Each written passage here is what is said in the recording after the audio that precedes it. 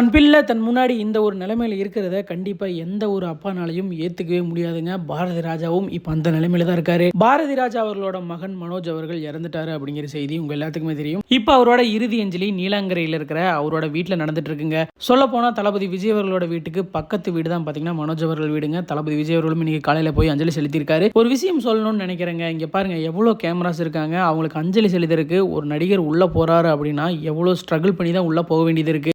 ஒருத்தரோட இறுதி கட்டம் அங்கே போயிட்டு இருக்குது. நிம்மதியாக கூட அவங்கள பார்க்க முடியல. சோசியல் மீடியாவில் நான் ஒரு வீடியோ பார்த்தேன். அதில் ஒரு கேமராமேன் எடுத்துட்டு இருக்காரு. கொஞ்சம் தள்ளி நின்னுங்க, எங்களுக்கு தெரிய மாட்டேது அப்படின்னு சொல்றாரு. இதனால தான் தல அஜித் அவர்கள் தான் வீட்டில் நடந்த டெத் அப்போ மீடியாவை உள்ள விடல. அதே மாதிரி தம்பி ராமையா அவர்களும் ஒரு விஷயத்தை பதிவு பண்ணாரு. நீ எவ்வளவு பெரிய புகழ்பெற்ற டைரக்டரோட பையன், ஏன் எதுவும் பண்ணாம இருக்கு அப்படின்ட்டு நிறைய பேர் இவருக்கு அழுத்தம் கொடுத்ததாகவும் அவர் ஒரு விஷயத்தை பதிவு பண்ணாரு. பெத்தவங்க அப்படி இருந்தாங்க, குழந்தைகளும் அப்படிதான் இருக்கணுமா? அவங்களுக்கு பிடிச்சதை அவங்க பண்ணட்டுமே. மீடியாக்களும் பார்க்க வர்றவங்களுக்கு கொஞ்சம் பிரைவசி கொடுத்தா இன்னுமே கொஞ்சம் நல்லா இருக்குங்க.